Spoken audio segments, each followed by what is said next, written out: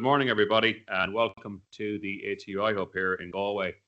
As you know, there's in ATU, we've got 9 campuses, and this is just one of 4 innovation centres. So we have one in Mayo, and we've one in Sligo and Donegal, if you're thinking of co-locating or maybe moving.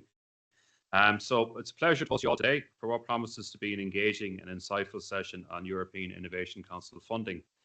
There's a particular emphasis today on the EIC Accelerator programme that has become a vital springboard for ambitious deep tech startups right across Europe.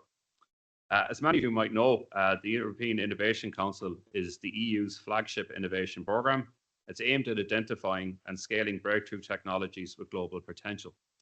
There's over 10 billion euros available through Horizon Europe. The EIC supports innovations right across the development lifecycle, from early stage research right through to commercial scale up. So today we're going to be focusing on one of EIC's most powerful instruments, the EIC Accelerator, which offers a unique combination of grant funding up to 2.5 million and equity investment up to 30 million to high potential companies.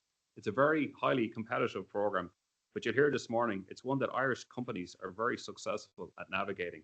So we're especially proud of the strong representation that we have here from this region in terms of companies that have been funded.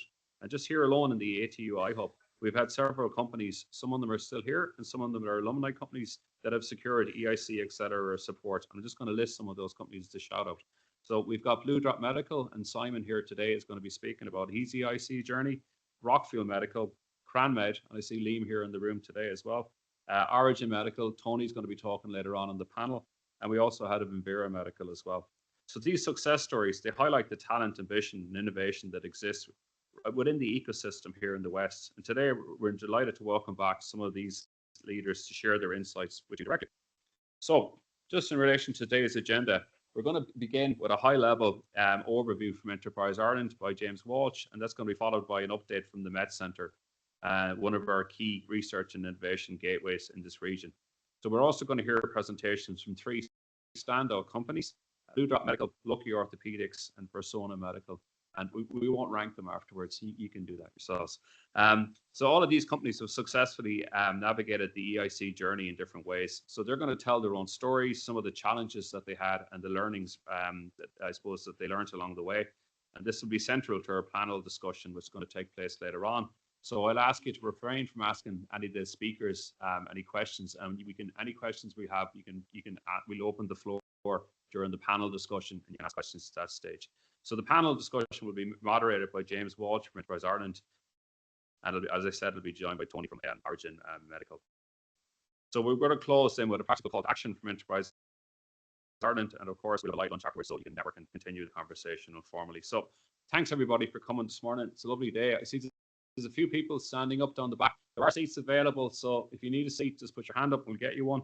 And we hope you enjoy the day, and I hope it equips you with the necessary knowledge, connections, and confidence so you can explore and advance your own EIC journey. So we're going to get started. So I'm going to call James Walsh to the podium. So I'm just going to give a little brief background into James. We've made sure that it's all clean, James. Yeah. So James Walsh, he's a national contact point for the European Innovation Council, based within Enterprise Ireland's Research Internationalisation Department, and he's been there since 2022. He plays a key role in supporting Irish innovators and researchers to navigate and access EIC funding opportunities under the Horizon Europe programme. He brings deep expertise in enterprise development, research funding, and startup support. As the NCP, he provides personalized guidance to companies and research organizations throughout the entire product lifecycle. He helps them understand the eligibility. He helps you prepare the competitive proposals and also to leverage EIC resources to scale your own innovation. So prior to this role, James worked in several departments across Enterprise Ireland. He was in the life science and research and innovation commercialization divisions, and his wider career includes senior roles in technology transfer, alliance management, and innovation strategy across both industry and academic medical centres in the UK and also in the US. He's got a PhD from Imperial College London, and he also holds a master's degree in intellectual property management from the University of London. So basically, James is probably one of the key contacts today, so I'm sure he'll be inundated. And later on, if anybody wants to have a one-to-one with James, we have a room booked upstairs, and we can facilitate that for you later on. So just make yourself known to James. So James, thanks very much.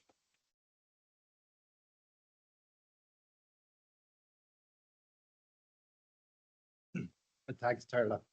Great to be back in Galway. Yesterday I was in the basement for 6 hours, so this is much, much better already. And I guess the key message before I start is those kind words, is early engagement with us. We really are here to help, and the earlier we get to know you and work with you, the more value we can add. So I'll move on pretty quickly. I've got two presentations today. One is hopefully a fairly high level introduction to the EIC. I know in this audience, many of you know it much better than me, to be honest. But for those that don't, I hope there's some learnings here for you. We're going to move on pretty quickly, go through the program, what it's, why does it exist? Okay, very briefly, this is the political statements. Both recent, you'll all have heard of the Draghi report, no doubt, about Europeans' lack of competitiveness. What can be done to increase that? There's a real focus on deep tech, disruption, being a leader in terms of innovation and impact, given the investment in research in Europe. So, listen, the EIC, yes, it is a substantial instrument. It's a 10 billion program over 7 years. Over half of that's been drawn down or spent, at least, or committed, I should say. But there's a significant resource of money left there for the next 3 years. Uniquely, it's both a grant and an equity instrument, meaning investment instrument. And I'll touch on that briefly later as well. It's part of Horizon Europe. This is repeating a lot of the previous slide. The only reason that this one up is there's an annual work program every year, pretty constant in terms of the kind of activities, but specifically there are new challenges around some of the instruments which are of specific interest to the European and their interest from the strategic interest in terms of future direction. We touch on them, you get a flavor of what they look like, and that will probably educate you a bit more on what that's all about. So even though we're speaking today on the accelerator, I wanted to touch on the various instruments there are, the funding instruments, so you know how it sits in the program. There are now, as of this year, 4 instruments. There's something called the Pathfinder, the Transition, the Accelerator, and the STEP instrument, which is brand new. So Pathfinder, Transition are collaborative instruments generally. They're low TRL, they're programs that hopefully act as a pipeline for the accelerator. That does not mean you need to have been funded through these programs to apply for the accelerator, but they help in that early stage de-risking. The STEP program on the right hand side of the slide was introduced for our that kind of follow-on investment.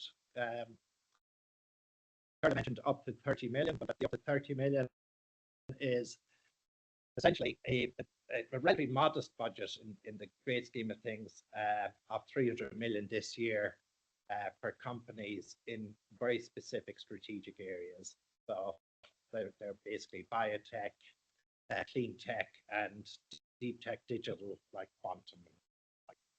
So listen, from an EIC perspective, historically, there's been a huge focus on technology de-risking. And that's the top half of the slide here, the various programs.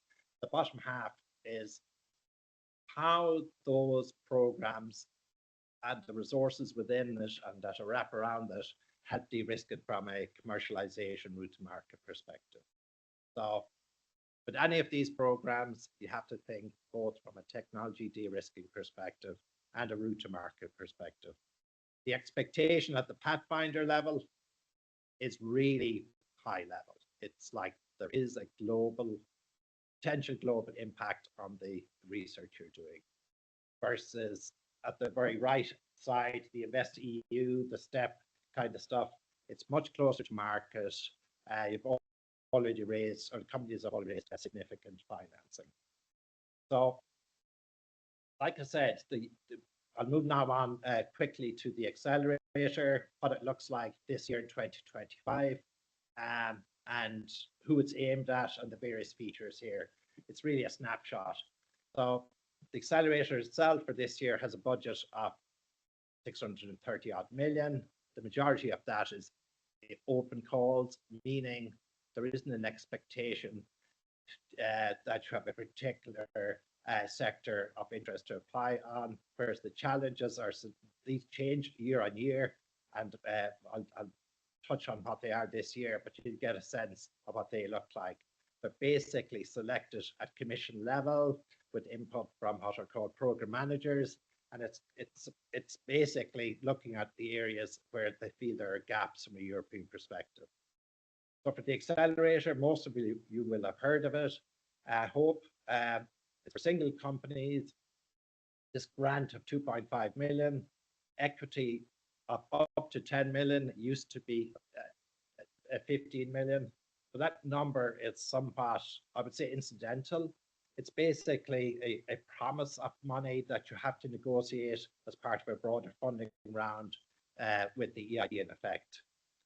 So what TRL, technology readiness level, I'm not sure most of you would have heard of it, but basically that's pretty advanced, okay? It's more advanced than it was last year.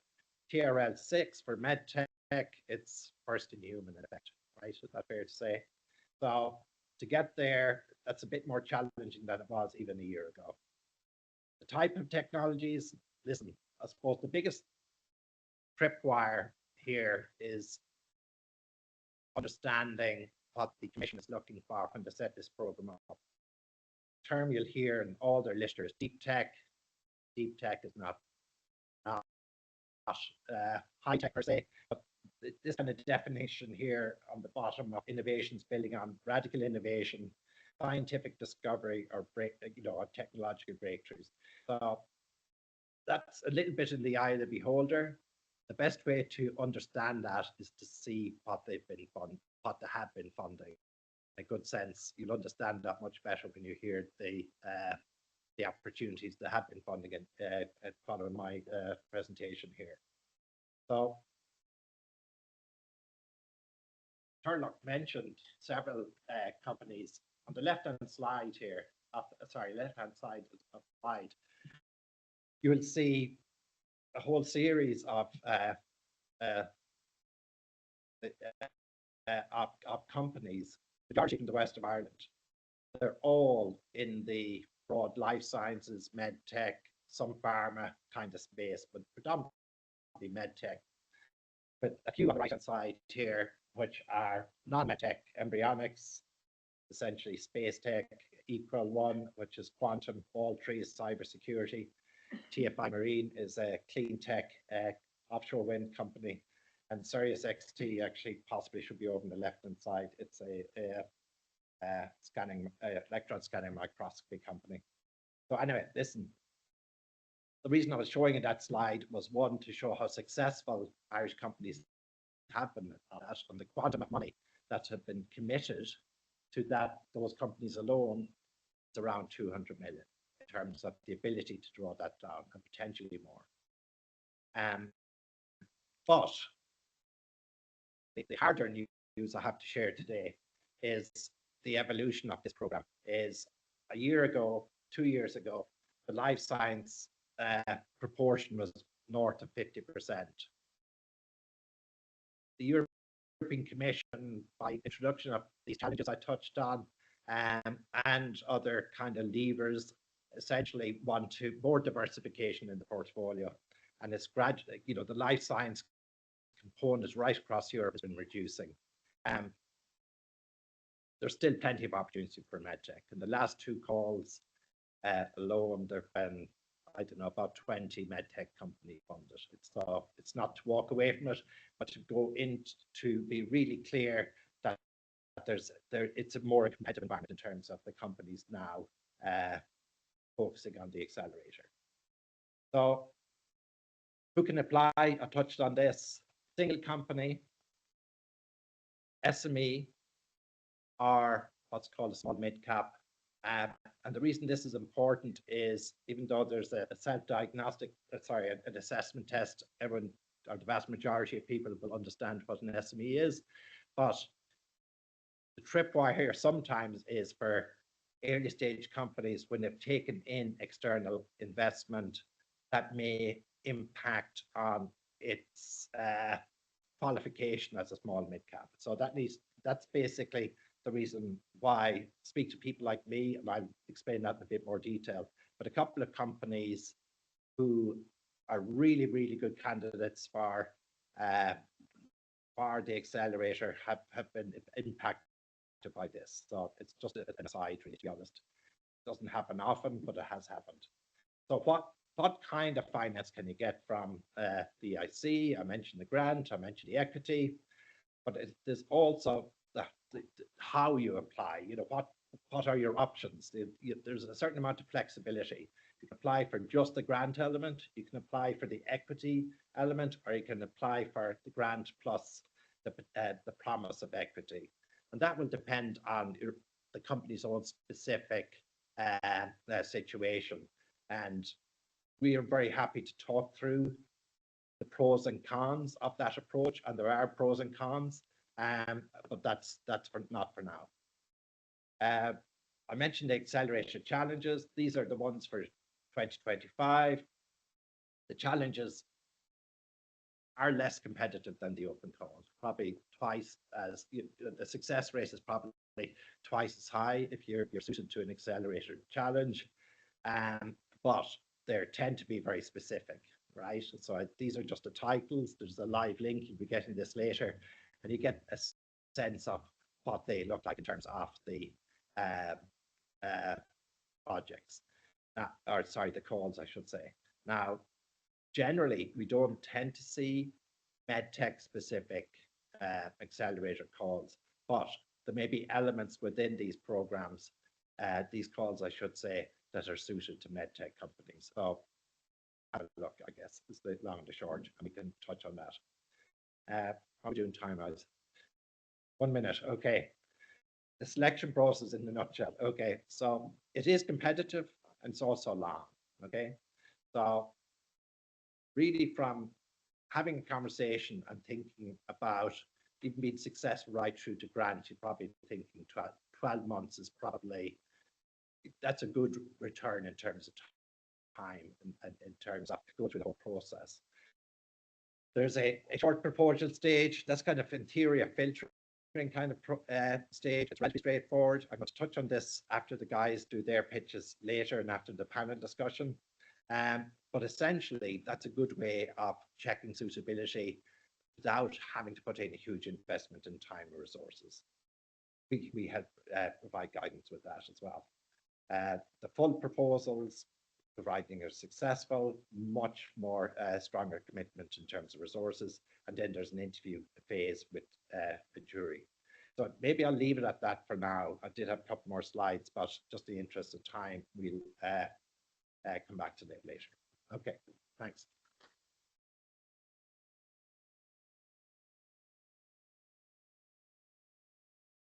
Thanks very much, James, for that. It's quite interesting. Yesterday, I had a conversation with Jimmy from Indowave, and he was saying that the application process is getting a lot more competitive. So I think the way you talked about the balancing there kind of it seems to address some of that as well, which is quite interesting. So now we're going to segue a little bit, and we're going to I'm going to introduce Jamie Meehan, who's the manager in the Med Technology Gateway. And before we get further into the meat of the various speakers, and you know, as Homer Simpson says, you know, when there's meat on the table, you don't make friends with salad. But I don't agree with that, because you need to have a lot of dietary fiber in your diet, you know, otherwise you're going to have complications. So this is why I want to introduce Jamie Meehan to the floor, because if you're a startup company and you're looking to do some commercialization, if you need a strong commercialization partner, there's no better man than Jamie.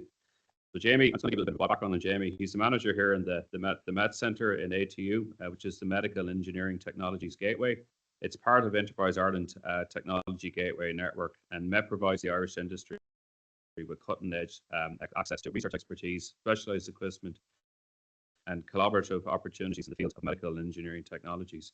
He works closely with SMEs and startups, multinationals, to support product development R&D and innovation across a number of different areas. And these are the key, I suppose, take-homes. Medical imaging, biomedical analysis, polymer processing, and prototype development. So under his leadership in the Med Centre, Gateway, he plays a pivotal role in helping companies align their R&D strategies with national and EU funding mechanisms, which includes AuriGen Europe and the EIC. He's got a strong background which is very industry-focused research and innovation. He's an active advocate for deep tech collaboration and regional enterprise development. His work helps bridge the gap between academic research and commercial impact, and he helps foster partnerships that deliver tangible outcomes for startups and SMEs. So, Jamie, I'd like to welcome you to the podium.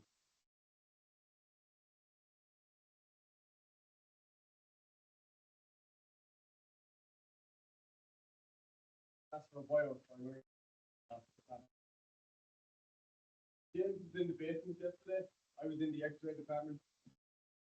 I've been implanting my leg. Medical innovation or deep project for cover in terms of a factor.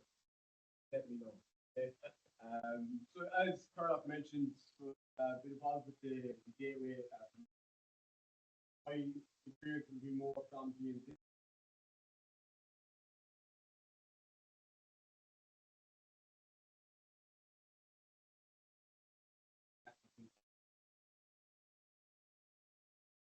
so the Gateway itself is one of 17 national technology gateway organizations.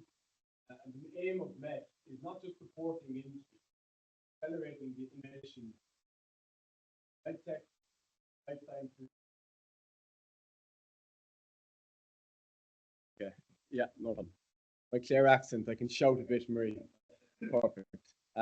So to deliver world-class innovative solutions for startups, SMEs, and multinationals, but the USP of MET is the people.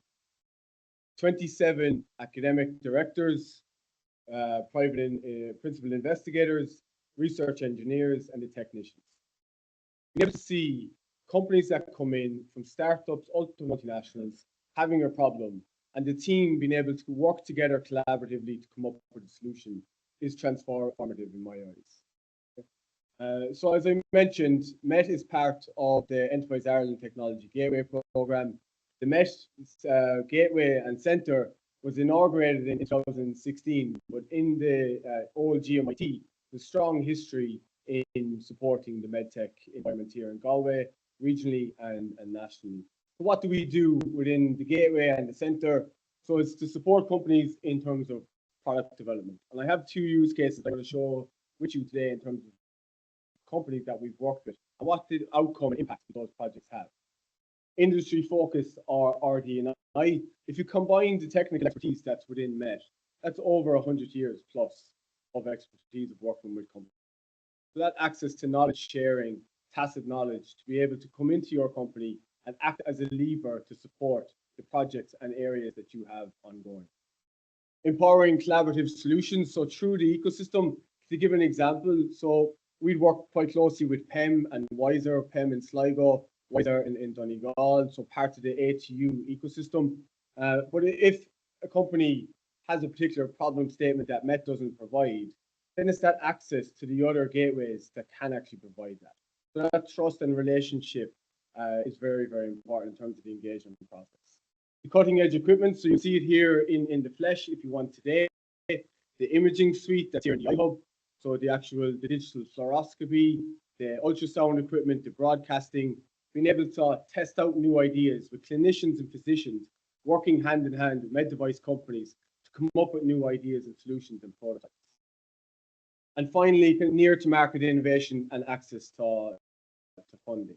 So the kind of funding mechanisms that we see, so I was in Cork yesterday, not just in the hospital, but working with a client afterwards as well, in terms of an innovation voucher to look at the circularity of waste material. And then in terms of design engineering and optimization and data analytics projects. So in terms of how they develop a data management architecture and go about collecting data that will drive more informed decision making within their business. Technical R&D expertise and networking. So 100 meters from here, you'll see the lab. So please feel free to come in, meet the researchers, meet the engineers, and get a flavor for the type of projects that are ongoing with within Met and the company. And then the cutting edge equipment I mentioned earlier as well. So I'm a big believer in seeing is believing. So see some of the equipment that we have on site. So in terms of the capabilities, I've mentioned the medical imaging technologies, the anatomical modeling. So coming up with new cardiovascular, neurovascular models, silicone-based kind of vessel designs in terms of RDI opportunities within your company for upskilling and reskilling opportunities as well. There's data analytics and visualization, so medical imaging turned into predictive analysis, tissue engineering and biofabrication, so characteristics and testing of biomaterials and benchtop design. And finally, innovation in nutrition and sport. It's a big part of even my personal life. Sports is a big part of me and my family. So the makeup of the body, the gait analysis, the biomechanical analysis, and the food and nutrition that you eat in terms of how that has an influence in terms of your performance and your metrics. So that whole, we're all wearing them now probably. If I put a hands up in the room, who has a smartwatch on? I'm one, yeah, nearly half of the room. So we're all data driven in every walk of life. So here's a case study in terms of catheter innovation with Boston here in Galway, in terms of that access to animal organs for testing. Okay, so the in-house access and expertise. The SEM analysis of the scanning electronic microscope in terms of surface characteristics and imaging, and then the access to the actual fluoroscope as well in terms of catheter innovation for the R&D team within Boston. Secondly, total plastic solutions in terms of that circularity project I mentioned earlier, being able to look at a problem that they have, a bulky component that's been shipped out of Ireland at the minute. How can we repurpose and rejuvenate that back into the production process? There's just types of projects that we're doing at the moment within Met. If anybody is sitting in this room, I've been working on Horizon Europe, Erasmus Plus, COSME, Interreg, European funding mechanisms for the last 10 years. It can be daunting. Where do I start? How do I go about doing it? Who has the expertise?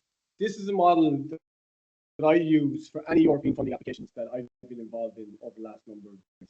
Just to understand, what are the areas within this call? And do they align to the capabilities that we have within our business? What's the novel and innovative nature of the actual application? What kind of contribution are we trying to make? Not just within our own organization, but in the industry as a whole. So that whole TRL focus. And then in terms of the wider added value. But the lens as well to focusing on in terms of that digitalization, lean, skills, resilience, all of these lovely transformative words, but being very kind of aligned to the call that you're looking at as well. So it's just kind of a model to take note of when you're writing a call. How can Met support that? I've mentioned it already, but in terms of the access to the team, the capabilities, and to help demystify those proposal applications for you as well, because that could be a PhD in itself, right? Going through all the calls, what's out there, what can we take advantage of, and does it align to what we're trying to do within our organization? Because we're busy putting out fires on a day-to-day basis. What does that next 3, 4, 5 years look like, and can this funding support that? This is how we engage with companies. So we initially do a needs analysis in terms of their problem statement. We'll come into Met, meet the team, scope out the ideas that they have further, and are we the right fit or not? Then we'll go off-site, meet the actual client's team, and start building out an engagement plan with the company. So in stage 4 to stage 6 is where the kind of funding opportunities come into place, and that PMO and contract phase in terms of that engagement moving forward. And so just kind of in terms of how we engage with clients. The projects that we're seeing companies at the moment is predominantly in the kind of tactical and strategic. So what I say with tactical is that design, discovery, POC, POV, feasibility type initiatives. Okay, so in terms of just kind of testing to see will this work, a pilot type of program. Then the kind of design development stages as well in terms of those anatomical modeling. And then in terms of transformative, we do have a couple of DTIF projects ongoing as well that are more longer term in terms of their impact. Turlock's looking at me, so I'm going quickly, Turlock. Last couple of slides, we are scoping out an EIC and a small to medium executive agency call with these partners here across Europe, which would provide 16 to 18 million of funding over a 3-year period, and 50% of that will be cascade funding down to companies. And I'm seeing Paul Burns from Maverick down the that we look for in terms of these pilots. So get involved. You're getting access to an ecosystem.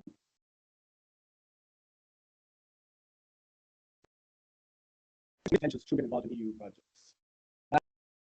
Finally, this is what we just did in the last 3 months, is a needs analysis with companies. What do these companies, SMEs, startups, multinationals want from it? So in terms of skills, what are the new kind of skill sets that we need to be looking in on? Competitiveness, can you provide use cases of what other companies are doing to help us understand the areas that we're focusing on? And are they the right fit? Access to equipment, productivity, what funding is out there, and help us go through that journey in terms of potentially getting funded for the project. And finally, in terms of evaluation and continuous improvement. I'm a big believer on the floor that you, the ceiling that you reached yesterday is the floor that you walk on today. That whole continuous improvement, Kaizen. Thank you very much.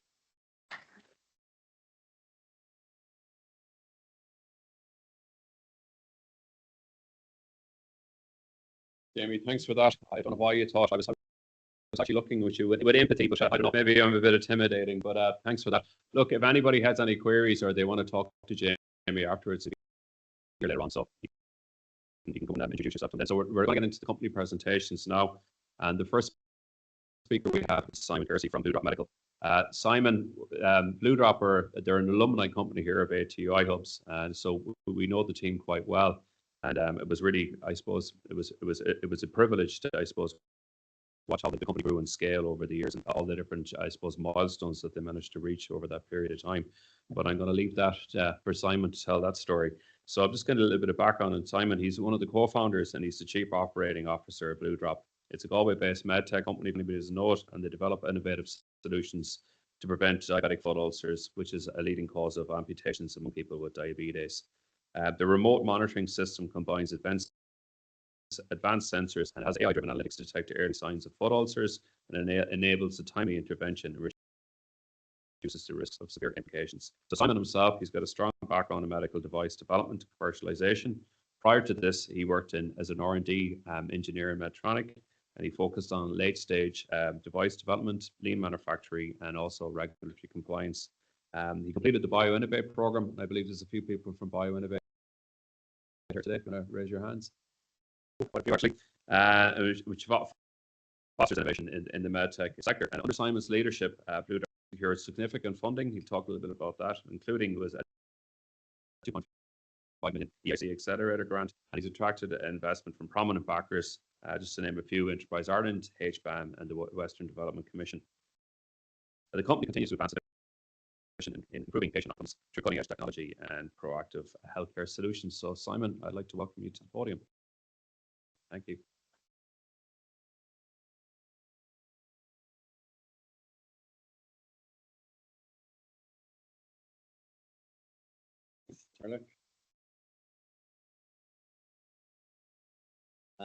Yeah, so just to give a little bit of background as to what we do, and then I'll take you through our EIC funding journey to date. And really what I want to do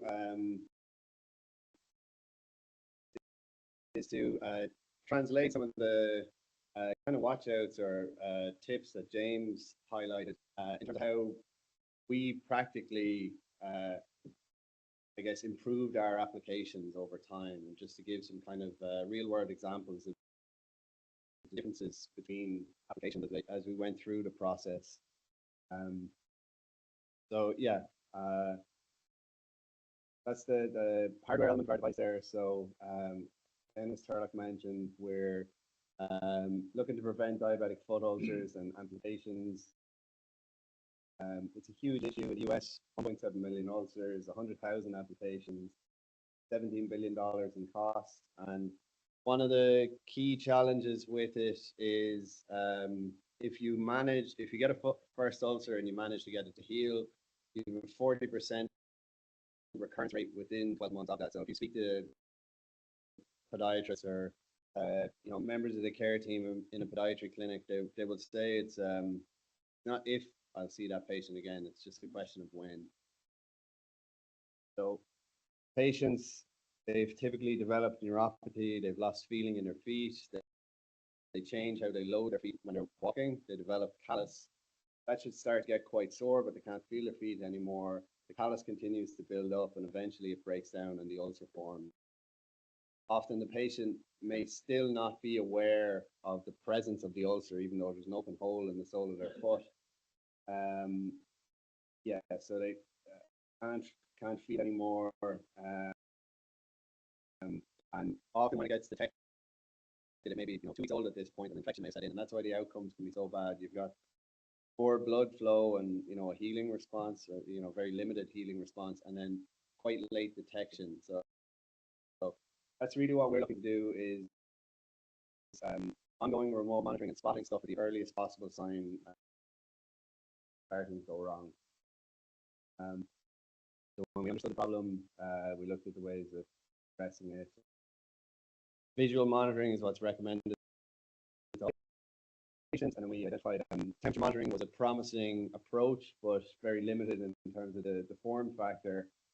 So ourselves and some competitors looked at how do we deliver daily temperature monitoring in a much easier to use form factor. It's, detecting inflammation at the site of the injury before the patient can actually feel it, and you can use that as an early warning signal that something's going wrong. We realized to deliver that at scale, you need to couple it with the ability to visually inspect the sole of the feet. That sounds relatively simple, visual and thermal in a single scan, and when you try to do that, the technology actually doesn't exist. So we've developed patented sensor technology to take a concurrent thermal and visual scan of the soles of the feet, package that into a weighing scales form factor. Everybody knows how to use one of them, so there's no learning curve for the patient. And then we monitor the scans from the device. It's in the patient home. They use it every day. We wanted to make this as low burden both for the patient and the health system as possible. Doctors are very busy. You can't be asking them to monitor healthy scans all the time. That's just not going to scale. So we do that, and we only alert them if there is an issue, and that's quite infrequent. So just to give a sense of the types of things that we see, and then what we do about it if we see it. So these are some of the scans from field patients. Obviously, a coin stuck to the sole of the foot. They were unaware. It seems kind of benign, but you can imagine if that ended up shoe, just the damage that could do if they're aware of it. It's an example as well. There's no need for us to involve the doctor or the care team. We can call the patient, make them aware of this, and also just reiterate the recommendation to the patient. You're not supposed to ever walk around barefoot if you're this high risk for diabetic foot ulcers, and you can kind of coach them to remind them of that. In the middle, there's some callus developing. We can see over time it getting larger, and because on this day the call was made, this is exceeded a threshold, so we flag it to the care team. They would then bring forward the next visit for that patient. So it might have been 6 or 8 weeks away, and they pull it forward into maybe. And then this patient the day before, they tried to treat a bit with debridement is what's done in clinics where they actually remove callus with the blade. They tried to do it to themselves. Immediately, and that's an emergency situation. So again, they no pain. They weren't really thinking this is that serious. They weren't going to do anything, but infection can set in super quickly. We're seeing this as early as possible, and that's really the key to this. It's like if you can spot things early, you can intervene. The intervention is very simple if they're given early. So with that context, I'm just going to talk briefly then about our EIC funding journey. So initially we were successful in the Horizon 2020 SME Institute. It was called, so that was a 2.5 million grant. We got that in 2019. I think that was our 6th application. I'm going to talk a little bit about what we kind of did as we moved from application application, just to give some kind of context there. And then the program moved into, we were successfully approved for a 15 million equity investment. And of that, we drew down 4 million in 2022 into a 10.5 million round. So the remaining 11 million is still there to be drawn down as we take on future private funding. So yeah, just kind of key points in terms of how we improved your applications we went through. So you need a really compelling narrative all the time.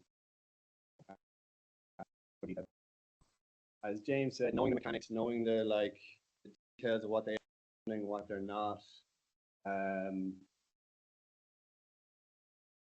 You're picking all the boxes appropriately. You have to dedicate resources to this. It takes a lot of time.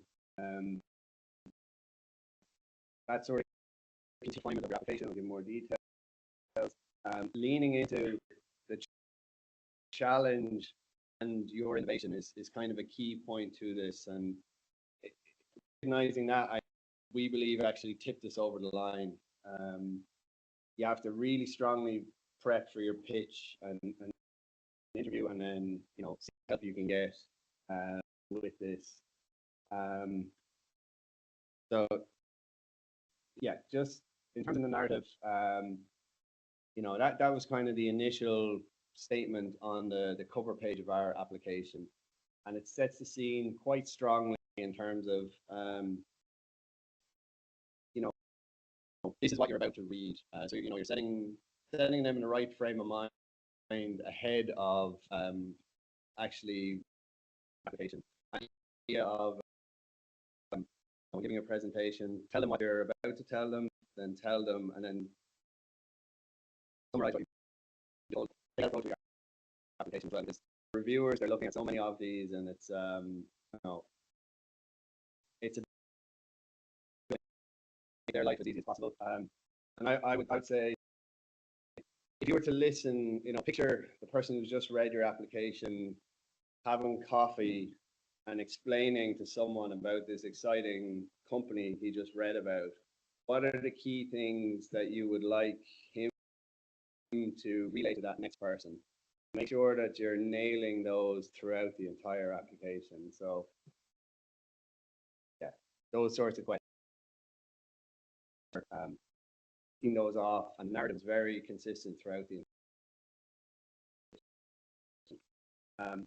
the mechanics of the application. That's something you have to nail that. If you won't get funded if you have a mistake that falls of certain rules. So so much the nuance around what's on trend at the moment or not. But in terms of conditions, the use of funds, direct versus indirect costs, budgets, work package, deliverables, co-funding criteria, you have to be absolutely crystal clear on all of those. Preparing work packages, you have to get help with that. Would be my recommendation. Don't read the guidelines and try come up one yourself and approach the work package. That's very kind of well defined. You need to leverage what's been done and apply it to what you're doing. Yeah, sufficient resources. So it's an enormous prize, but it's only rewarded to a very small number of applicants. So you have to be very strong across the board. And if I think of our initial 2020 application, it was probably close to 8 weeks of solid work of one of the founders, which is a huge investment of time when you're trying to develop a product and all the rest of it as well. And the repeat applications, ballpark, they're less each time, but there's still a lot of time when you're kind of learning and refining. And then the pitch and interview prep, I'm not certain of what it looks like in 2025. But for us, the pitch and the interview, there was a lot of work needed to prepare for those. Just in terms of continuous refinement, we kept a kind of score table on each of the different submissions, and you can see here we were ranking how we were actually performing. The feedback you get is relatively light, or it was when we were doing it. So you just got these different score bands of 5 to 4.5 or whatever. So it was a bit of a noisy signal, but that was all we had to go on to try and refine our application. One of the areas that we kind of identified here was we felt we were scoring lower than we should have been in terms of the high risk, high potential of the solution. And how highly innovative the solution was. And as we step back and why is that? Why aren't they getting just how hard this is and how innovative our solution is? And so, just to give an example of how our application improved over time, that was the cover page. The first one. We improved it quite significantly. And draw attention to the underlined phrase there. So it's computer vision and machine learning to predict prevent ulcers and 100,000 amputations and 10 million a year. AI was becoming more and more high up on the Gartner hype cycle. So we replaced computer vision and machine learning with artificial intelligence. And it just, not everybody makes the link or the connection there. So kind of spell that out for them, if it makes sense.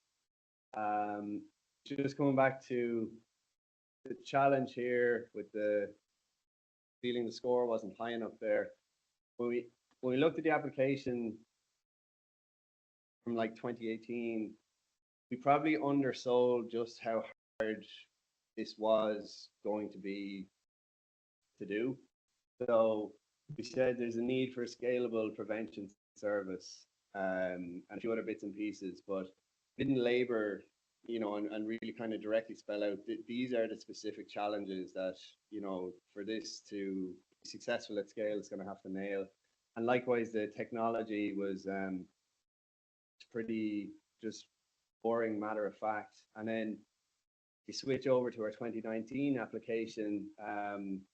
We really spelled out what's needed, how many companies have gone before and failed, and what are the key things that to do this successfully are you going to have to do. So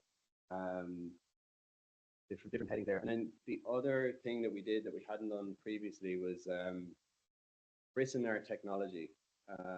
So we kind of just explained that it was a device that did, temperature and visual, but we rebranded that as ETLC thermovisual sensor technology that was, patented by us.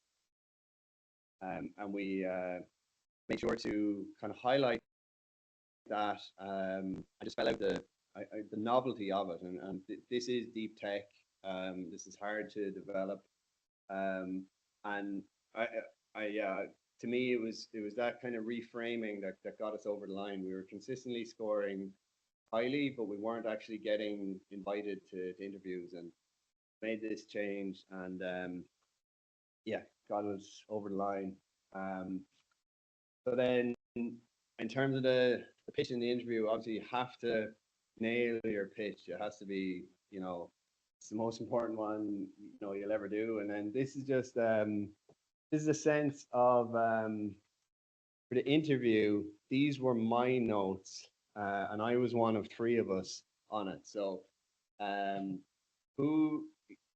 what are the recurrent questions? What are likely questions come up? And make sure you have a considered response ready for all of them. Who's owning which area? You need to decide that between yourselves beforehand, and you need to practice. And you can see there just some different headings that if there was a question related to any one of these areas. So this was during COVID, all online. I presume it probably still is, rather than flying people to Brussels, but I'm not sure. But I had these loaded up, ready to keep bullet points. If there was a question on sustainability or whatever it was, I popped that slide on screen and I answered, and you know, I knew it. I even had like recordings of myself practicing those answers that I used to listen back to. So it was just, you know, second nature. Yeah, it got us there, and then finally get as much help as you can. It's not easy. So speak to other companies, grant writing firms. As I said, this is takes a lot of resources. If you can dedicate the resources, no one knows your product and the problem better than you do, but you have to balance that with everything else that's going on, and can you afford that? Leverage mentors and board members, like give them your pitch, let them read the application, get their feedback. Is it as concise, as clear to them as it is to you? Looking at it for the last month, and then the EI Enterprise Ireland interview panel, we found that really useful. You know, they push you pretty hard. They're, you know, they're asking hard questions, but that's what you need. You need that prep to understand when doing the real thing, the types of questions that are going to come up, and yeah, make sure you're ready for it. Then yeah, that's it. Thanks.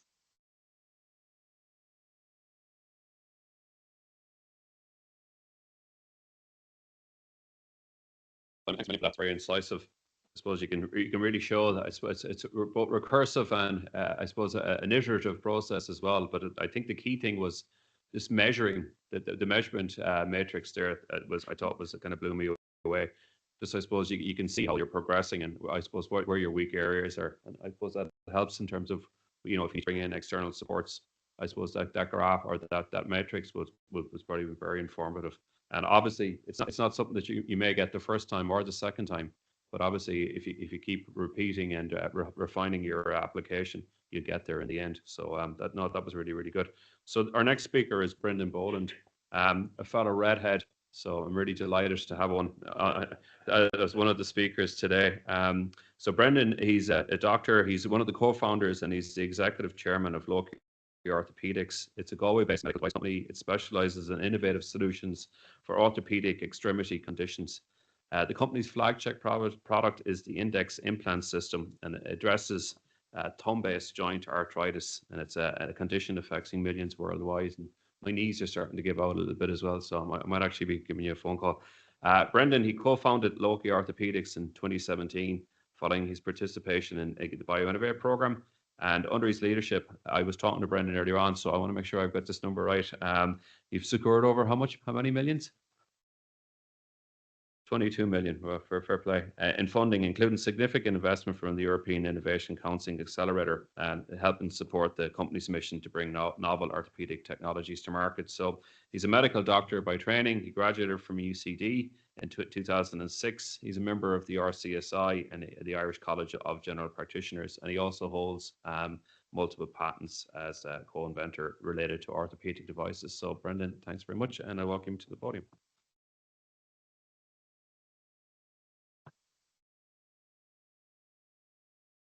Very much, Sherlock, and it's not out of a bottle, I swear, it's real. Yeah. Afternoon, everybody. And thanks so much for James and Turlock for inviting me along today. I guess one of the reasons why I've been asked to speak is we got the EIC Accelerator back in 2022, so it was €2.5 million of grant funding.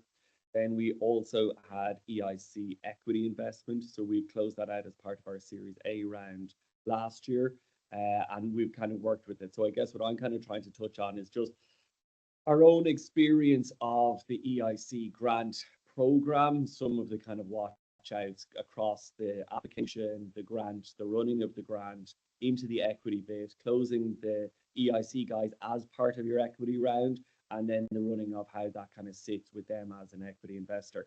These are all just pure thoughts from me. So as in, they're in no way evidence-based. They're just my opinion and aren't backed in any potential fact, just my own experience. So take it from that as you will. So as Turlock kindly noted, I was co-founder and current executive chair of Loci Orthopaedics, and we focus on a unmet clinical need of thumb-based joint arthritis. So we, as I said, we had the EIC, not FDI, EIC accelerator, and we took the blended finance options. That was part of our application. So our unmet clinical need is the treatment of thumb-based joint arthritis. So thumb-based joint arthritis affects about 5% of the general population. It has a significant impact on your day-to-day activities of daily living. So actually thumb-based joint arthritis is proven to be as impactful as hip and knee arthritis. However, the treatments lag way behind. So I guess from an EIC point of view, what does it land on? So number one is that there's about 30 million Europeans affected by this. So it is a European problem.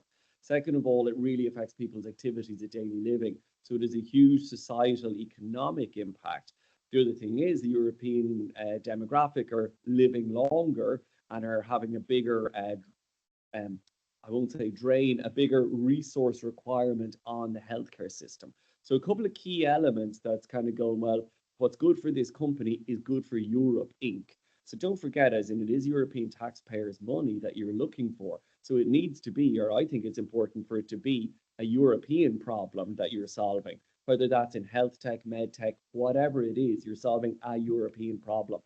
So like that, as in, we kind of emphasize that in our application. Whether it's right or wrong, we never made any reference to the US or the US market. It was always the European market, what we're doing for Europe. And then once we get Europe sorted, we can then go on and do bigger things. So the European market is currently 700 million euros. So it's stacked financially. Once we get it demonstrated in the European context, the global market is 1.9. The core element of any application, and I think probably picking up on some of Simon's points, was that we kind of really spelt it out for who's going to be looking at this. So what's your clinical problem that you have to solve? What's the technical problem you have to solve? What's your regulatory burden, both EU and US? Where's your IP? And then fundamentally, who's going to pay for it? All in a really nice kind of what I would call a 5-slide pitch. So I guess as in, again, you know, the old phrase I use is that imagine that you're sitting down beside someone at a wedding and they go, hey, what does your company do?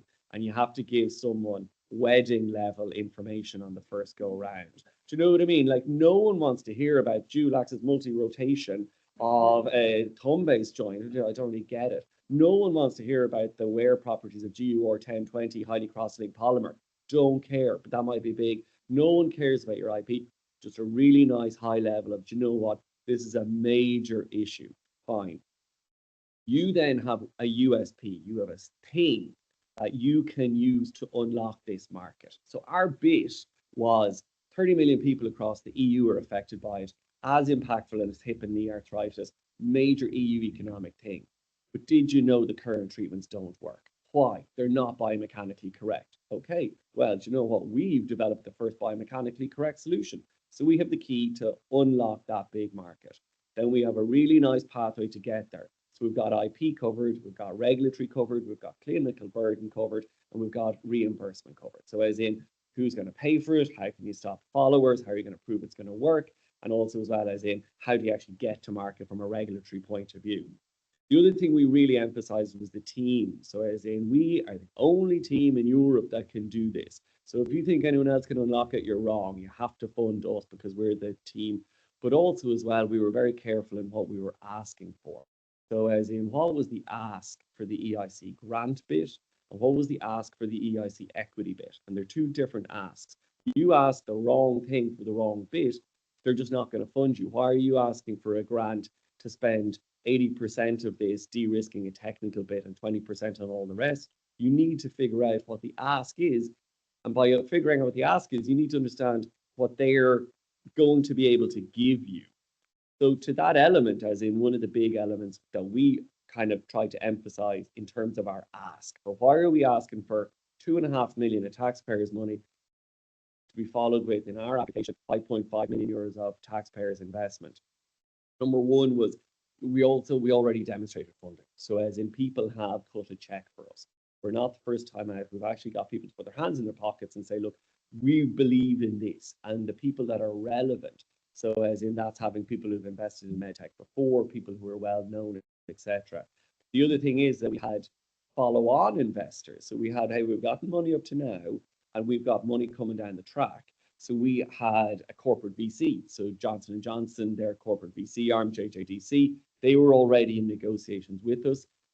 Sarova, Irish VC, were already in negotiations with us. So as in, yes, we have money, had money, we will have money, but there's a gap. So this is the big thing that I think we emphasize more than anything, is that we just need this EIC accelerated grant to jump the gap. Once we jump the gap, we're laughing, and you'll be only delighted to be part of the equity round with us, but we just have this gap because current funding has gotten us to certain points. There's certain key things we have to de-risk, and then once we de-risk them, we're away to the moon. And that's the story that we kind of emphasized and really kind of played up on, so to speak. In terms of the biomechanics, sorry, biomechanics on the brain. In terms of the mechanics of the application, picking up on one of James's points and also Simon's points is that it's long. So as in, we were actually one of the earlier cohorts for the EIC accelerator. Now we had an application all ready to go for January 2022, and they just didn't have one then. They were going to have a call and there was just no call. So it just disappeared. And then we ended up having to wait. So as in, by the time we actually had our application ready, put in step 1 and then step 2, and you go through the whole thing. By the time you actually go from your grant application to approval, it can be about 9 months if you time it well. But then don't forget, you go from approval to actually being able to draw down the funds, which in our case took another 3 months because we got approved in June and they're all in Brussels. So everyone's out of office. And then first week back in September, we'll have a look at it again. So it can be a long process. So just be careful of that. In terms of, and again, to Simon's point, the pitch as in is extremely important. However, from step 1, step 2, and step 3 are what I call the pitch. You're talking to different people and they're giving you go, no go for different reasons. So what you put in step 1, just think they're doing a quick run through. Do you know what I mean? So that's your wedding level information. Massive problem, big market. We've got the key, blah, blah, blah, blah. Really, do you know what I mean? Real key bullet points that someone can run through very quickly, and so that they can align going, is it a European problem? Yes. Is it going to advance European technology? Yes. Is it going to end up having a good financial outcome, growth, scale, jobs, whatever? Yes, great. Okay, step 1. Step 2, different reviewer. They're down in the weeds. What's your work program like? What are you going to do? What does it actually look like time-wise? Is it going to be 18 months? Is it going to be 24 months? What are your key milestones? Are your key miles? So step 1 reviewer may not want the same information as step 2 reviewer and vice versa. And then finally, at your pitch, you're probably going to end up, we were online, I believe it's now back in person, you're going to end up having people who are there for a long pitch day. Thing is that like you come quizzing in with medtech and biomechanics and wear properties and Young's modulus and all the good things that you know you want to tell people about, or your IP, and we've got a patent for this, that, and the other. But they've come from a like quantum mechanics and quantum computing company from Madrid, a fintech from Estonia, and now you're rocking in, and you just need to be cognizant of within that pitch, who are you actually pitching to? You need to just tailor it well and within the right level across all of those 5.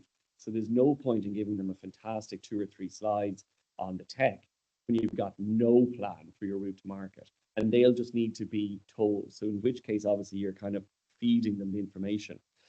Question is grant writers. So self-praise is no praise, but we got ours first go. So we did use a grant writer. So taken and given away. We did use a grant writer, and why? Part of it was the timing. So as in, it's a very time-heavy process. If you're working in a startup and you've got a million different things going on, and you've got board meetings, and you've got anything and everything, spending all of this time writing grants can be very, very tricky. I know it's a I won't say a contentious issue, but it's one that's discussed. I find a good grant writer actually reasonably good value, given the amount of time that you can actually spend on something versus the potential return. I find them useful. We found them useful. As I said, we were in, got ours in, got a first go and out. So as you know, a good timeline doesn't suit everybody, and fundamentally, not all grant writers are the same. So just be very careful. Otherwise, then in terms of in terms of the date of approval, so we were approved in June, started in September. We had a very nice project officer, really nice. It can be a little bit hit and miss. We previously had a fast-tracked innovation grant, and the project officer was extremely tricky. We had a very nice project officer. So your project officer can actually have a big impact on your overall project. But nonetheless, as in just make sure, again, when you're dealing with them, they have their KPIs, they have what they have to deliver. And that's the best way of probably assuring a good relationship, which we learned from our first European grant. Our second one is what the project officer needs. Similarly, the finance officer. So the finance officer for us was very hands-off, really nice guy, but at the end of the day has a massive impact on your project. So just stay closer to them than perhaps you think. Just keep up to date with them as what you're doing, where your spends are, anything you're worried about or whatnot. In terms of the project officer and the finance officer, the reason I bring these up is partially because when you're writing your grant application in step 2, just be cognizant of when you're checking in with them. So in terms of when your mid-stage reporting is, what their reporting is going to be, primarily because you might, there's some easy wins that are there. You might delay a milestone so that it's in their next section, or you might bring a milestone forward a couple of weeks. So you can report to your project officer that after 6 months we did this, this, and this, because then they can go and say, well, they did this, this, and this. Just be box clever about who you're working with and who's going to wave you through and who's going to be a problem. It's tricky, and I know you're kind of going, I have nothing doing without thinking of timing of work packages, as in the work packages are what they are. It might happen, it might not, but it'd be just one of those things. If you can report on a work package at the end of December versus the second week in January, brilliant to try and bring it forward, because they'll love to see it as the project goes forward. Otherwise, then, in terms of the EIC fund lead, so we get a really nice guy from the European Investment Bank that makes the investments on behalf of the EIC fund. And he actually engaged really early. So we had only been funded for about 6 months, and he was already in doing due diligence, etc. Our project was only 18 months long. So he had already started doing due diligence and was really involved, very helpful, and also kind of made good connections with other people. So engage with them early, because they are going to be the ones obviously then writing the big equity check at the end. So they just want to, like any investor, like any VC, engage with them early, get them comfortable with exactly what you're doing. In terms of the actual equity itself, this is probably very far advanced, but I'm a big firm believer in that you need to actually understand the end of the pathway before you plan your journey. So as in sometimes when you're kind of looking at what your step 1 application is going to be, it's just vaguely useful to know what happens at the end of the journey, because it can kind of impact things, particularly in terms of how much money you're going to put in for your blended finance application, how you think that deal is going to be structured, who else might be in on that deal, because they're all things that actually, even in the pitch, we were asked. So in the pitch, our European Investment Bank guy started to ask us all of that. What's going to be the blend of finance? Who's coming in for it? What proportion is it? What's going to be your cap table? And if we didn't have it, we were going to look shoddy. So hence, as in, that's why in terms of the EIC Accelerator equity bit, just be prepared to have it prepared. They start doing their due diligence very briefly at your pitch. Then, as I said, they kind of leaned into us about 6 months in, which was great. As we then ended up getting into our Series A final steps, they then kind of reappeared, so to speak. In terms of legals, they use a firm in Dublin that are kind of used to them at this stage, so they're kind of okay. In terms of completion and closure, when you are working with them, just give them plenty of notice, because they do sometimes run on politely what I call a European timetable, which is there's weeks when no one answers their emails. So just don't time it that you're closing your round when they're away, because they will be away and they need to say so and whatnot. It's not bad. It's not bad at all, but it's just a watch out. The additional thing is that they do have certain European requirements. So just be careful as to who you're bringing into your deal. can they or can they not meet those or European requirements? So if you decide that you have a buddy in a Belarusian private wealth fund, and they're going to be the anchor leg for your deal, there's no way the Europeans are going to give you a cent. So as in, they will only invest in approved investors. Now, we had Sarova and Johnson & Johnson, which so approved, but at the same time, then on the other side, the European guys go, well, we need to put this in because it's European requirements. And the biggest tech company in the world goes, actually can't do that. And there's a bit of a balance out between the two. They're actually I found them, for what they could do, very amenable to as much change as possible. But the only thing is just get them in and get them talking as early as possible. In terms of their ongoing involvement, they have particular reporting requirements. They're very soft. So by that, I mean, they're a really nice, we've found them so far a really nice equity partner in terms of our Series A. And then as James outlined, obviously there's follow-on investment from the STEP program and whatnot. The last thing, and I guess there's just 2 points. Number one is just in terms of the funding mechanisms, obviously, the EIC funding mechanisms have changed. So just sit down with James and the folks and just determine which EIC mechanism is right for you at this stage. Because I think to the point in terms of, are you at the right TRL? If you're not at the right technology readiness level or business readiness level, you're just going to waste a whole amount of time. And there may be other grant fundings. Or similarly, I feel like I'm giving plugs now. Chat to Jamie, who might go, well, actually, do you know what? Do this for the next 6 months to get your TRL 6, and we can do it through a different thing. Because if you're not at the right TRL, you'll just get kicked out. The other thing is that just be really wary about global trends. And I think Simon gave a good example earlier on. AI, great. Just call it AI. They just want to see, what's happening. Tariffs, Trump, trade war, China, Draghi report, European competitiveness. It was easy for us. We had a biomechanical, anatomical issue that affected 30 million people across the EU that was increasing by about 10% per year, that had a major economic impact, health impact, social impact. We had a really nice solution. It made sense. So as in, we could hit all the global trends and why we were going to develop this in Europe, so we would be ahead of the US, ahead of China, ahead of India, etc. The other thing is that, and I know James and the team will be able to give you the folks who are successfully funded, but I won't say ham up your blue ocean bit, but I think Simon again pointed out very well. When they made what they were doing sound really, really hard and almost unachievable, they were more successful.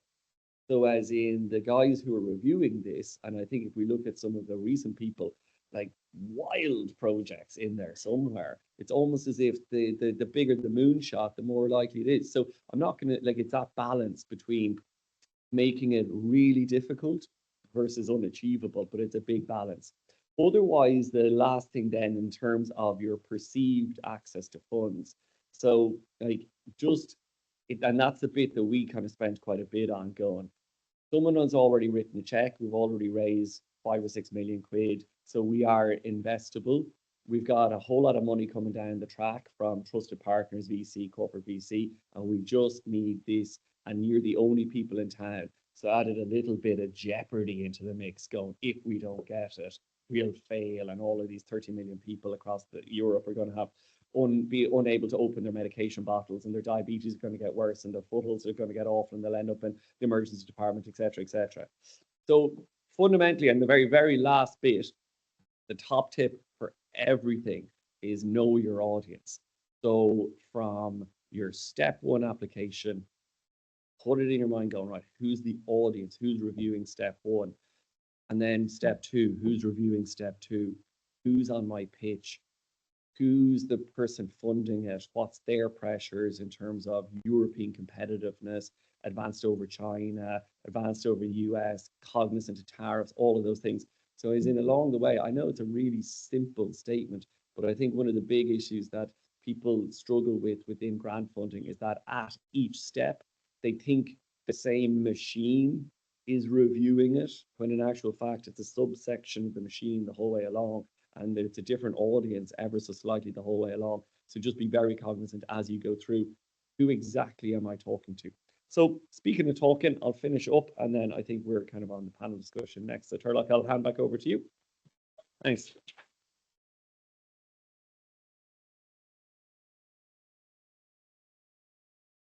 One of the things I took from the two speakers so far was the silence in the room.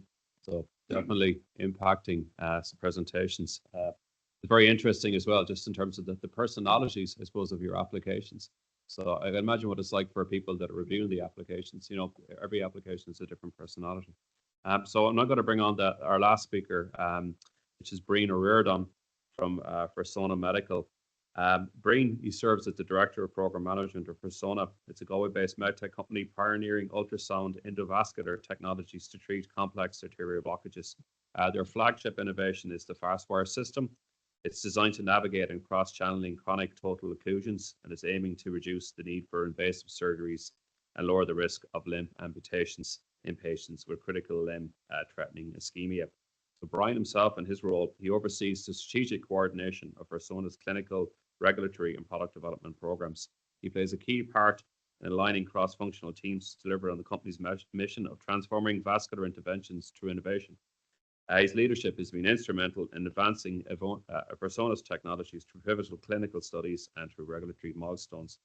In terms of his own background, he's got a wealth of experience in medical device program management. He's got a strong track record in scaling deep tech innovations from concept to clinical application.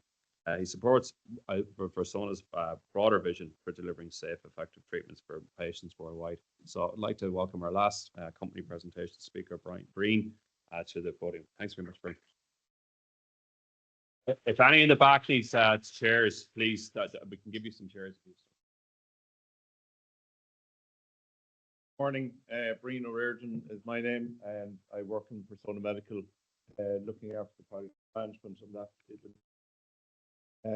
So, as Turlock has alluded to already, I've been working in the med tech space for the last 20 years. Before that, I was in automotive electronics and also electronics. So it gave me a good understanding from a medical and from electronics background into, I suppose, what we have within Versono Medical. So what I would like to do as part of the agenda was to look at the preparation, the performance, and also the recommendations within the presentation I'm going to present. Preparation, application insights, high and low level detail, 3 stages of different details. That has been alluded to already. Each and every stage has a different level of detail. So you have to change it each and every time. As mentioned by the previous speakers, that it has to be done suiting your audience. That's really, really important. From a performance point of view, going through the actual exercise itself and looking at the insights associated with project management and also the financial management associated with the EIC application. Finally, within the presentation, I'll have a number of recommendations. So, application timeline. So, we did ours, and it would have worked a number of times before, and we would, I suppose, 3 to 4 months ahead of the application itself, we were working right through to the application. So, the short proposal that needs to be presented initially is a 10-slide deck and a 3-minute interview. Sounds very simple. However, it's not really that simple. And it takes an awful lot of practice in order to get to that stage. We used GrantWriter also in order to prepare for this. And it was months of effort in order to get to that. So the 3-minute interview that was presented by the clinical doctor in order to demonstrate the clinical need. He looked at the technology itself, which is represented by Hugh O'Donoghue, the CTO within the company, and then the market. You have to demonstrate that you have a market for your product, and that will give you your clinical need. Then the full proposal took about 2 months to do. So you jump over the first hurdle of the short proposal, then you get to the full proposal. It took about 2 months to prepare that. It's far more detailed. It's a detailed business plan. There's financial information associated with it, and you have to have an updated slide deck. Again, changing your slide deck associated to the audience that's going to be there next. Then, if you get to the final stage, only a small proportion of companies get to, and as the previous speakers are as well, we were successful in doing that. But again, you have to be extremely prepared, and it's like I suppose, making a film, take 1, take 2, take 3, take 142 of the interview process. You have to be very well prepared. You also have to have the right personnel involved for that interview process as well. We had the CFO, we had the doctor, Dr. Neve Hines, who's the local doctor. We also had Hugh Dunham and Finbar Dolan on the interview panel for that. They do get into detail. They are experts in the field a lot of the time, and they will ask you very pertinent questions and sometimes be difficult to answer. Being prepared is very, very key to that. So in our instance, what we had a clinical need. There were complex lesions, CTOs. So our need was to provide access across CTOs so the therapies can be delivered. CTOs in peripheral arteries, about 50% of them have that. So currently there's poor existing technology associated across CTOs. There's loads of solutions once you cross a CTO. So what's the clinical need? Get through the CTO in order that you can actually treat with revascularization of the arteries. Technology level. So in our call, you had to be at about 5 or 6 TRL level. We actually, by the time we were going to interview stage, we're at probably close to a TRL level of 7. That's because we'd done our first in human.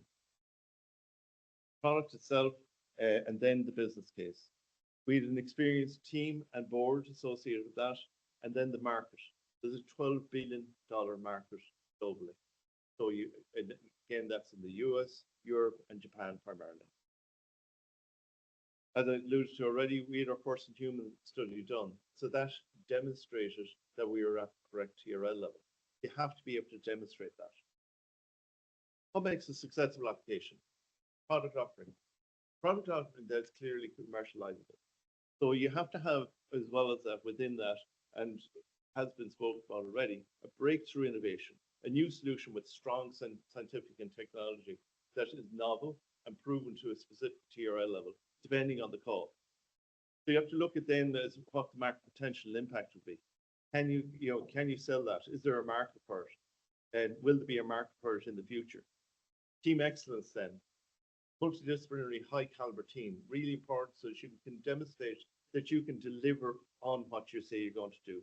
You have to be able to deliver up to the promise. There has to be an EU and global relevance associated as well, and align with the EU strategic priorities of the call as well.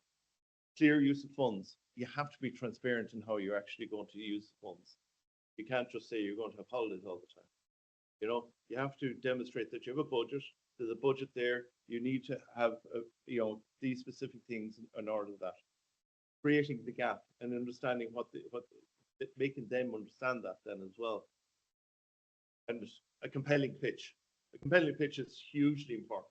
Clearly describing the problem, the clinical need, the solution to the problem. That's your device, a product offering, innovative technology. You're looking at the market opportunity. It has to be realistic. It has to be believable as well, but sufficiently large. There has to be a commercial route to market then as well. Why now? There's been brilliant products before, but it has to be the right timing associated with your product. I know we're speaking an awful lot about AI at the moment. I did my AI project in 1992, and AI at the time, people thought I had two heads and I was a Martian.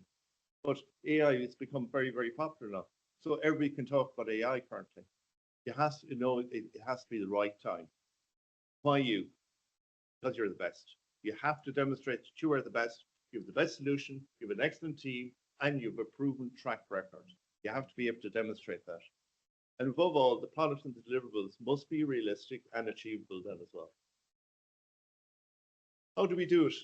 So we did by looking at project management communication. So we have daily stand-up meetings, and we have those every day at 9:30. Everybody has to be there. We go through, takes anywhere between 5 and 15 minutes, and we look at the team progress and updates and prioritization. Schedule project reviews. We look at those on a project basis. So we actually have a cadence for every single project to appear on the project reviews every Tuesday and Thursday. We do that, and we look at the milestone tracking, we look at the timeline, we look at the validation, we look at risk reviews. Who needs to be there? Management team needs to be there, and also the project leads and the project manager associated with each of the projects. Then we look at on the money side of things. We look at the POs. We look at the budget planning. From a PO point of view, we look at those on a weekly basis. We review the procurement status. We look at the vendor follow-ups. Who needs to be there? Obviously, procurement team and the finance representative needs to be there. From a budget planning and tracking perspective, we look at that on a monthly basis. We look at the budget tracker, and we look at a forecast model. We look at actual versus budget and what cost variance is there. And you need to then look at the burn rate associated of your funds to the EIC program. Because again, you have to be able to demonstrate that on an ongoing basis that you're spending the money properly, appropriately, and it's on the project then as well. Something on the practicalities then as well. So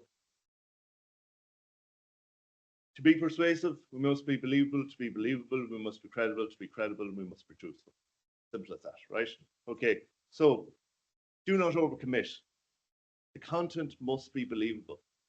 Make the deliverables achievable, in line with your project goals, and also demonstrable. There's no point in having a project goal or deliverable there that's highfalutin that you can't demonstrate. Because you have to put it into the portal, you have to demonstrate that you can do a deliverable that you're going to deliver on.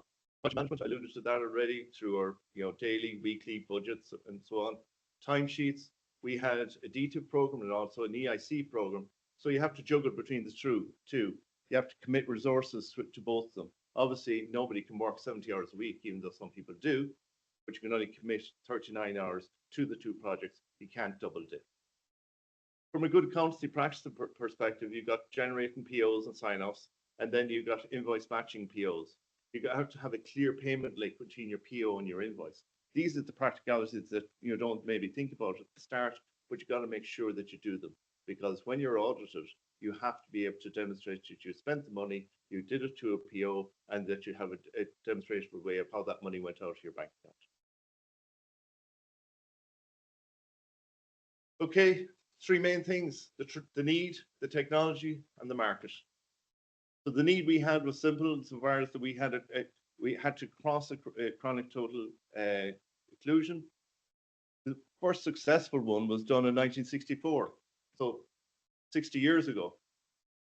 But again, it has been done repeatedly at this point in time. There aren't good solutions out there currently.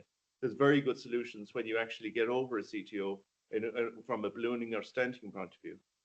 So what does it mean? It's unsuccessful endovascular procedures. If you have an unsuccessful endovascular procedure, you have an amputation, or you have in some cases it's death associated with them as well. So therefore, there's a very definite clinical need associated with our product. You have to be able to demonstrate that. Fastwire system, what do we have? We've got in our Fastwire system, we've got a controller, we got an actuator, and we got a Fastwire, which is activated by the actual actuator. What does it do? So the controller, it gives power to the transducer that's within the actuator, and it cuts through the CTO. So the CTO that you see there is an analog that we've created in order to demonstrate it, but also we use with that for bench testing purposes as well. So each and every time we utilize this, and we have demonstrated it in our first in human, and we're also now in clinical trials, in order that you can cut through the CTO and have follow-on therapies to do that then as well. Market opportunity. So there's 250 million people worldwide suffering from peripheral artery disease. CLTI is a percentage of that. As you can see, the prognosis that you have when you've got CLTI, 25% of people die within probably 6 to 12 months. Amputations, if you have an amputation, about 30% of people die within 12 months of an amputation. They're the real hard facts associated with this condition, which is rather difficult to understand at times. And then, is there a market? Yes, there's a $12 billion market out there for peripheral device market, and it is, a growing trend. More people are getting diabetes. And I suppose, associated with our product, diabetes is really, really big in our space. So just from an achievements point of view, just to talk about Versono itself. So what have we done? We were incorporated in 2018. We have 46 patents worldwide. We were awarded the DTIF program of 7 million in 2022, and we were awarded the EIC 2.5 million. We went for grant first. We're looking at a 13 million follow-on debt equity piece of it.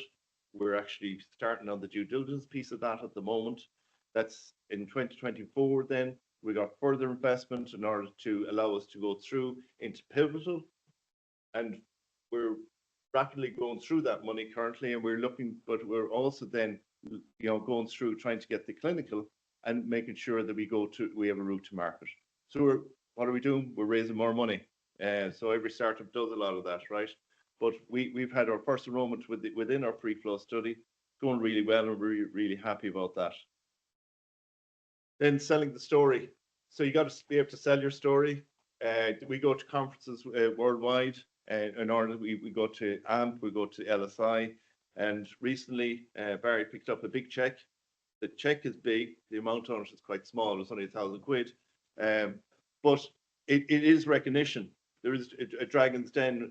We were the Dragon's Den winner of the Charing Cross Innovation Prize. So there is a recognition of what we've done is recognised and is good. So I'd like to thank you on behalf of Versono, and thank you for the opportunity. Okay.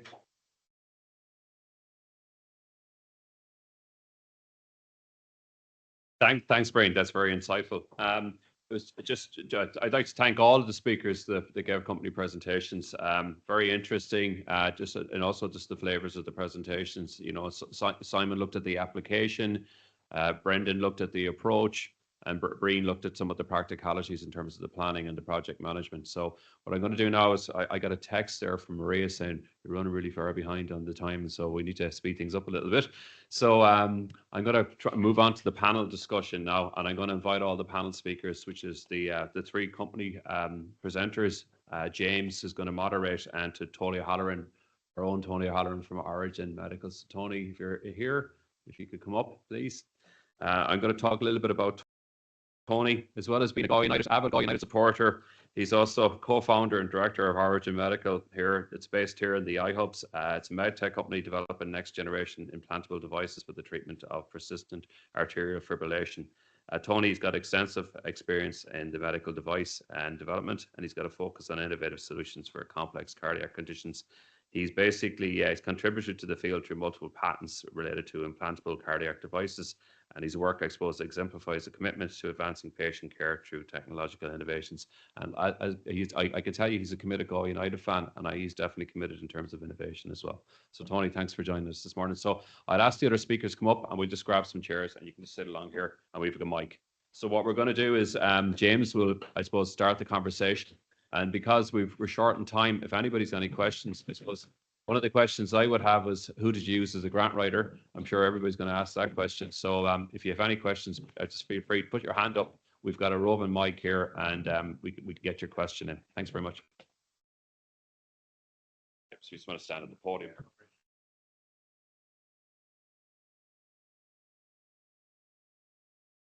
Okay, listen, first off, thanks very much for your patience and attending and your interest in the program. I've been beyond impressed by all of our speakers. I mean that dangerous to get a room with a set of engineers in terms of process and approach. Some learnings, I suppose, from my point of view, is that although the program is annual, the Commission likes tweaks. So there's always something new. And that's where we kind of come in, but these guys experience and that peer-to-peer learning. I suppose what you might have learned is there's no one single approach. There's common areas. So what I'd like to maybe start with, does anyone have any burning question they want to ask or they want to jump in, stick up your hand? But I'll just kick off by maybe at the end, because I think this is a journey. That relationship with the EIC fund via the EIB. I think, Brendan, in particular, in relation to how you work with the whole process, if you like, that messaging piece. When you started this process, was that your experience? You know, how did you know to go on that journey, if you like, as opposed to retrospectively? Sorry, yeah.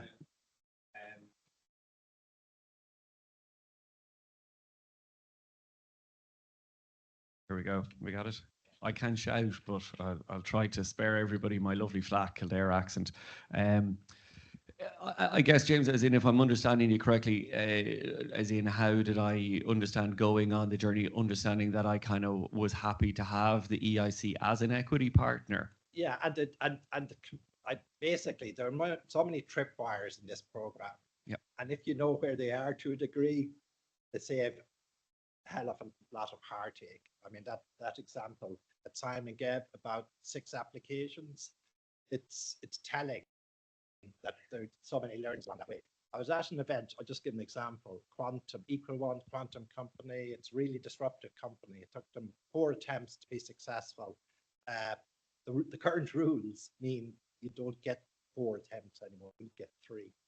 So any tripwires to navigate these early steps or missteps just because of lack of knowledge, really, hence the final destination kind of question. Yeah, and so I think is in never underestimate the right place at the right time. So within that context, while I think the team did an amazing job and we did have a good relationship with our grant writers, to your point earlier on, life sciences got a bigger chunk back then, which was nicer and probably stood us in good stead. The other element was like that, just really like laying it on thick in terms of what they wanted from their company, so that when they ended up having a LinkedIn post on who they funded recently, that it made sense for European taxpayers, because the European taxpayer is an aging population. So we were dealing with something that was directly affecting them. The other element as well was in terms of, I guess, the trusted partners that they wanted to work with. So we could, in terms of the grant folks, demonstrate that, well, actually, we've already done an awful lot of work and, you know, got to proof of principle and proof of concept. So we're de-risked to a certain level. We have the jump, but then obviously from the equity folks, that they were kind of saying, well, we also invest in so many different companies. Who in your equity space understands exactly what you're doing, and are they on board? So that's where, as in, we had JJDC and Saroba, who would do an awful lot of very specific medtech development and medtech investment. We had them already essentially on board saying, yeah, if you give them 2.5 million, and if they get to those milestones, we'll be ready with the checkbook. So that people with a very deep domain knowledge within that equity space were then lined up to follow on, that it wasn't an investor that didn't have a clue and, you know, no one was going to be running the show. So I guess within the context of, you know, I hope I'm answering your question correctly, James. I guess within the context of right time, right place always helps. Really focusing on what was relevant at the time for the relevant population, and then ensuring that if they were to give us taxpayers' money, perhaps to Breen's point earlier on, we had very good oversight, very good management of it with trusted partners, and that we were then going to work with them as an equity partner with other people who make a lot of equity investments in a very similar space that could, I won't say direct the board as the company grew, but that they could then bring that expertise, because I think the EIC fund has to acknowledge that they don't always have really deep domain expertise in all of the areas that they're investing in. So they do want someone who has that. And hence, that's kind of perhaps maybe perfect. From start to end as to how we tried to line them up. Yeah. Okay, and that's a very good point in terms of the timing. That's absolutely true. I'm going to bring Tony into the conversation here. Partly, we haven't had a chance to even, this is going to come cold to you, but in terms of your experience in AuriGen with the EIC in general, you've looked at a number of programs in terms of funding instruments. What's your approach, Ben? Yeah, so I guess, look, with AuriGen Medical, we're quite different in that what we're doing is quite risky. It's a cardiac implant. Look, you can't get much more riskier than putting a metal object into the heart and, you know, hoping that the patient is going to see benefit from it. So, look, our approach was condition precedent is always going to be get your first in human data. So that leaves a big gap. And who's going to fill that gap? It's not going to be a VC. It may be a couple of angels, and then you've got all of these grants that you can leverage. So our first opportunity, I think we were one of the first to start a trend of applying for Horizon 2020 back in 2018. Came straight out of a commercialization grant through Enterprise Ireland with not an awful lot of financial support. And it was our only opportunity, really, and we did really well. We secured 2 grants, the FTI and the SME simultaneously, which was a challenge to balance management of both grants. But because we were so risky, that was our only opportunity. And it took us a couple of goes on that. Now, were we quite at TRL 7? Probably not. But I guess there was, you know, very, very limited opportunities for us to apply. From there, we got our 3rd EIC. We're just about to finish that. But we did look at Pathfinder and transition actions. So Pathfinder is TRL 1 to 3, so early research. What areas were we looking at in the company that we could, you know, put a grant together to support that early research? They're hard to get. They're very scientific based. They're more orientated for universities with some partnership in industry. I think the check size there is about 2.5, 3 million, James, if I'm wrong. But it could be 100% supported. We didn't meet the bar on that due to the competitive nature of it. And Pathfinder as well, it's TRL 5 to 6, TRL 3 to 5 or 6. So, you know, you've seen presentations here on, you know, the EIC accelerator. There are other opportunities. Much identical. You put your application together, you put your deck, you get called to an interview, and if you're successful, you get into the vagaries of grant negotiation. But the timelines are still very, very similar. Yeah, okay, thanks very much. So maybe Simon, you've been on some journey. I hadn't appreciated it. If you were to go through it all again, looking forward, any advice for the audience? Yeah. Is ignorance is bliss, or? Well, hopefully, hopefully after that you've a bit of a sense of what you're staring into if you're going to properly commit. I think, you know, using a grant writer, there's a lot to be said for that. The headline figure, I don't know what it is these days, but you have to weigh that up versus the real time sink that it's going to be from someone very senior in the company.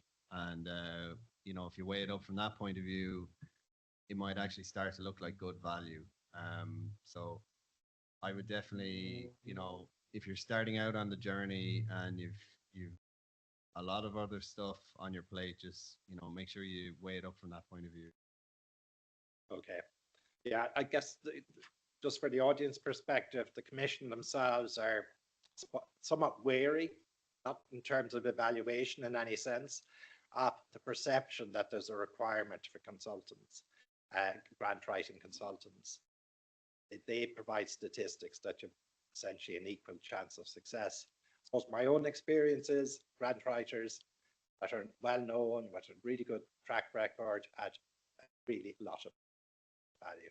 And we don't specifically recommend one versus the other, but we know it's a good subset to have those conversations with. And the only point I would add to is for any engagement with either peer companies, the board members, Enterprise Ireland, or those grant writers, they're all data points to help position and strengthen your going forward. I suppose maybe for Brian, that's the pronunciation right. I suppose one area here, this is we touched on the European aspect here, medtech in general, There's a big US focus. Loci's direction was a bit unusual. Like, it's not usual at all for most med tech companies to apply and be successful within the accelerator by targeting the US market first, with a view to following to Europe. What's your approach, Ben? Yeah, I suppose from that perspective, you know, there were a number of questions when we had indicated that we were going to have a US trial, but we, I suppose, demonstrated that the product was going to be an export product. We were going to demonstrate it in the States first of all, and then apply it to the European Union. So I suppose it's an FDA approval followed by going through the MDR then as well. So that's, I suppose that's the approach that we took with it. And they did have questions on it, but we had a number of prepared answers associated with that. It's all about trying to understand or trying to predict what questions you're going to be asked and having answers prepared ahead of your interview process. Because in any aspect of that, if you're caught with a question and you can't answer it at all, then, or you're stumbling over it, then that you know doesn't bode well for you. Yeah, and just on that, in terms of the program, given the current investment environment, more companies, more established companies are targeting the accelerator in particular. The EIC still look at it as earlier stage companies, high risk, high gain, but they're still in the mix. So you need to distinguish yourself as much as possible. Sorry, yeah. Not at all. And I think James, just on that point, because we actually in our application we focused EU first, and then we said we'd go to the US. So we kind of had a good EU lean, because I think even within the context of what's perceived within the EU. So the chairperson or president, I can't remember the specific title, of the EIC was over in East Point one of the days, and I think kind of between the lines, the concern was that companies in Europe get to a certain level, and then the phrase was they sell the family jewels, that it all ends up getting to a certain level, and then big tech in the US comes in and buys us, which is great, and that's what VCs want. They want their next return, and they want to have you acquired by Medtronic or Stryker or whoever it is. But the only problem is that then when your EIC reviewer is looking at it, they're going, but that's the outcome we're trying to avoid. We don't want you to be selling the family jewels. So if in your pitch your final deck is, and then we're going to exit to Johnson & Johnson for a 10x return, and your VC is going to love it, they're going to go, that is not what we want to hear. They want to hear growth and scale and jobs and innovation and IP pathway, what's coming down the line, what's Gen 2, what's your next product, where else are you going within the similar, like, so that's what I mean. And I know I feel like I'm really hammering home the know your audience, but you might think that a great outcome for a medtech startup is a 100 million or 400 million euro exit with a 10x return, and everybody gets a couple of runners in the Galway races.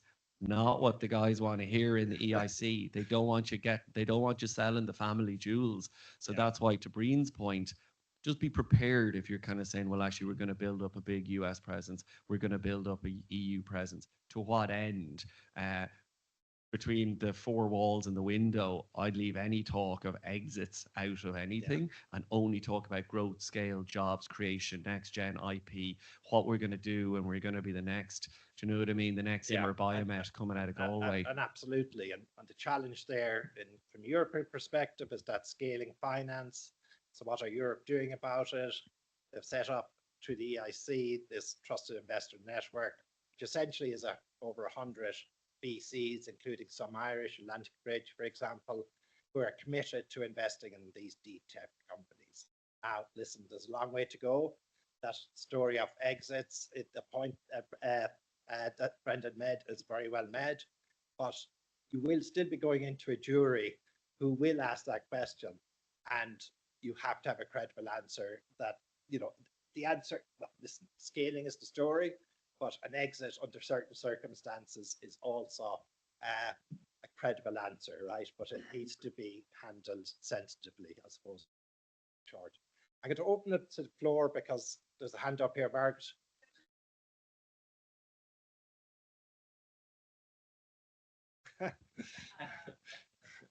Sorry, my ears picked up when I heard that at the interview stage that you even have to be prepared for kind of personal questions. So, it's just something that kind of a question mark over my head.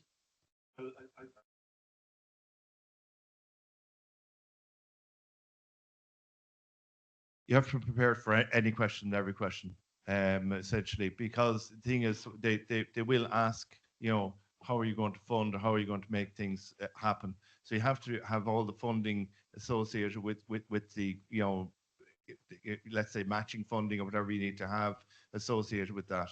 So again, on that side of things, you got to be prepared for those questions. Nothing. I suppose, obviously, ultra personal questions would obviously be off the table, but obviously, you got to be prepared for questions. Any and every question is what I want to make there, right? Yeah, and I suppose the only point I'd make there is definitely a focus on the cap table, the shareholding. Every investment round leads to dilution, or the founding team, the key hires be protected. They really do play a focus on that. And future planning. So most companies in deep tech have a deep tech founding team. So they're looking for, well, when is the CFO being hired? How is this going to scale? Where is the gap in the team? How's that going to be filled, etc. Just on that point, though, and I think it's important to follow up on it. They're increasingly looking at line of sight within a couple of years on who these co-investors are. This idea of engagement, and rather than a profile of an investor, much deeper engagement, not a commitment per se, but if you meet X milestones, there really are, as strong a commitment as you can get from that perspective. Okay, sorry. Sorry, James, I keep interrupting. And just to that end, as in for people applying, like the VCs in Dublin don't mind writing those letters. I think sometimes people are really nervous going out to the VCs in Dublin. They actually don't really mind. Obviously, don't, email them and go, hi, by the way, can I get a headed letter saying that you're going to invest 10 million in 2 years' time? Go meet them, have a cup of coffee, have a bit of a pitch. But their bar for actually writing letters of support is surprisingly attainable. I won't say low, because they understand how much that does help the ecosystem. Obviously, if they do it so much, it becomes pointless, but they will actually be happy to do so if you've met them a few times. I don't know, guys, you probably got a few letters of recommendation as well from investors in yours. I suppose maybe before answering that, I suppose I'll just ask a follow-on question to it. Like the VC community, is there an expectation to target the likes of DTIF and the EIC Accelerator to have applied if not be successful? Yeah, 100%. The big caveat for VCs and strategics is, they want to de-risk. They don't want to take on the cost of that risk early on in your technological development. So it's actually in their interest to provide the letters of support, the engagement, so that you are successful in your grants. You can erode some of that risk where it now makes it a more opportune point in time for them to look at this as an investment opportunity.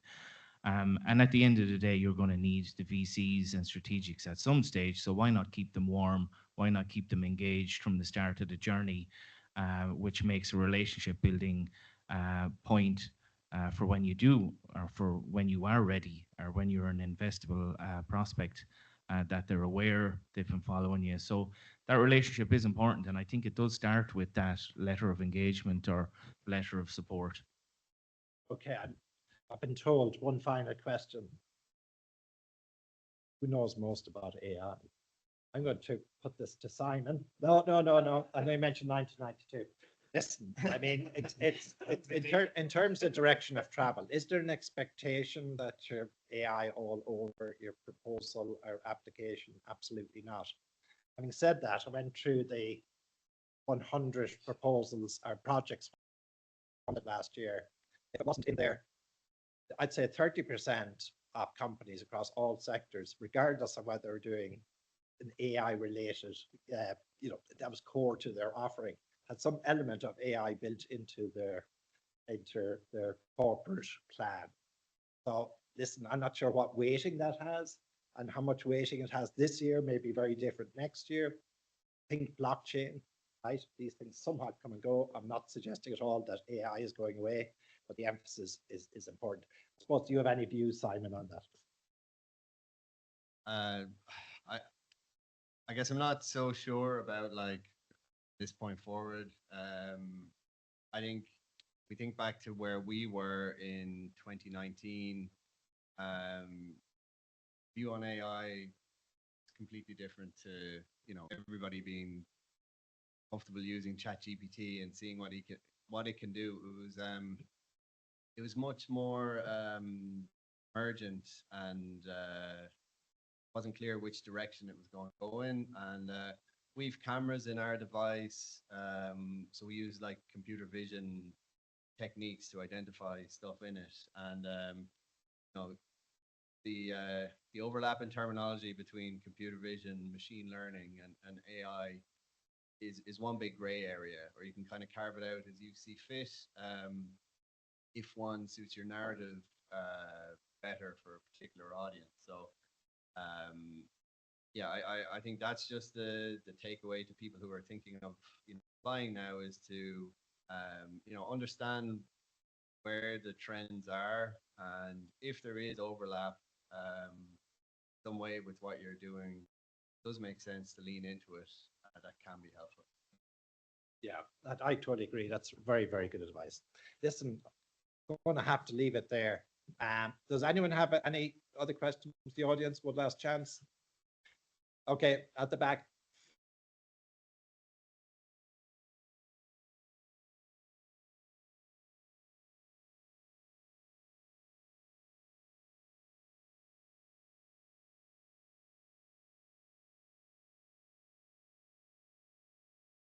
Sorry, what's the question? Just repeat that. Yeah.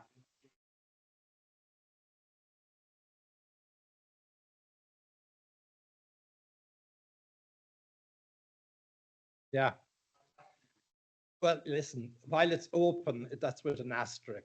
You know, there's still the EU piece. There still has to be disruptive. It still has to be scalable, and it still has to be, how to put it, probably, let's say medtech, you know, wellness would probably be less competitive than a more significant kind of traditional unmet need, might be one way of putting it.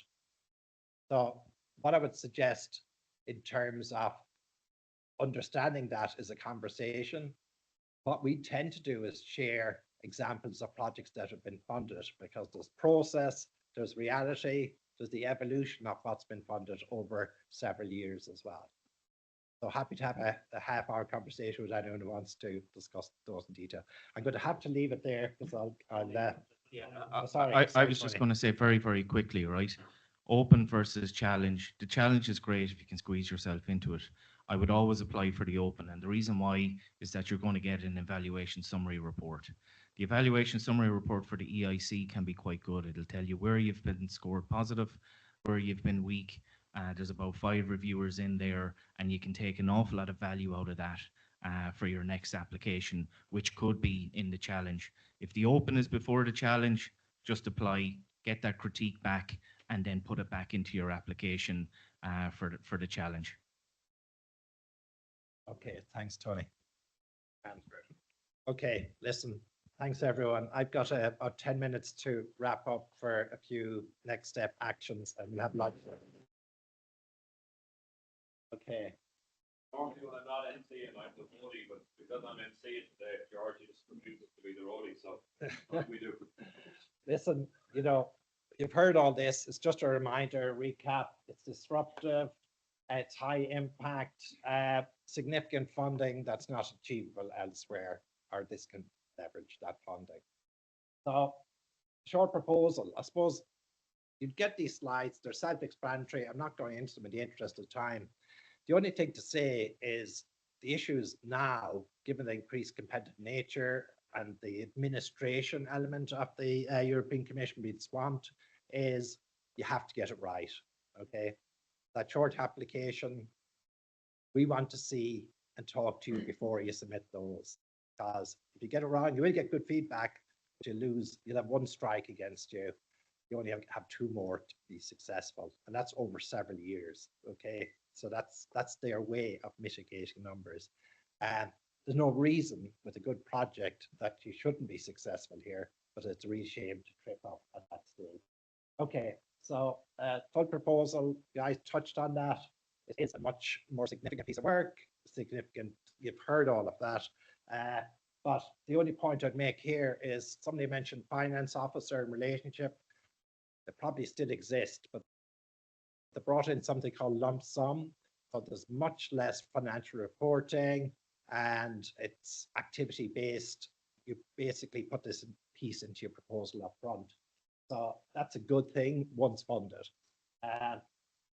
The interview stage, listen, I can't emphasize enough that forward thinking piece, especially from the full proposal right through to the interview. That pitch deck that was mentioned, it's the same one that the full proposal guys get to see, and that more investment community type of jury get to see. So they're different audiences completely, but it's the same deck. And listen, that's there, I won't go into it. I'm just highlighting these elements here. This idea of TRL 6 for medtech, that's high, that's late. It may change again next year, it may come back, but for now, it's later than it was last year. The risk level of investment, I mean, these are in red for a reason, which is we've had several companies with fantastic, got through to interview with a really good narrative, but just didn't have that final piece in terms of that relationship with investor lined up in a solid enough way. And we can help with that piece as well. Okay, so these are links, they're all live. The work programs are annual. And the bits in green there are how to get in touch with us in terms of, ready access to information, etc. So these are the deadlines. These are the core pieces. There's only one more call this year. Next year, it may change quite a lot in terms of the particular process. We get to see how they're building it for next year. So I don't want to spend too much time on what that might look like. Why get in touch with us? Why bother? There are lots of people to talk to. We know people. We know the mechanics. We get early sight of trends. We right across. We get to see all of these ESRs right across the European Union. We get to see what are the issues currently, in particular calls that are tripping up. I give one example, FTOs, Freedom to Operate reports. That's one document you provide. They looked at in more and more detail. So we can help you structure that. Listen, the only other things to touch on here, not to forget the other programs. Pathfinder Challenges are in September. I know there are several people from ATU registered here. ATU was successful in a very competitive program in the last call. So you know that was 4 million of funding, and the transition, which is the next one up. This is a really busy slide. This is essentially the best way to describe this, even though it's competitive. It's 2.5 million of funding, 100% funding, a bit like the commercialization fund that Enterprise Ireland run, but as a mono-beneficiary company or as a consortium, you essentially can apply basically. So the eligibility rules are broader. There are some tripwires I'm happy to talk about at some point in the future if anyone's interested. This is the team, this is us, there are contact details. Enjoy lunch.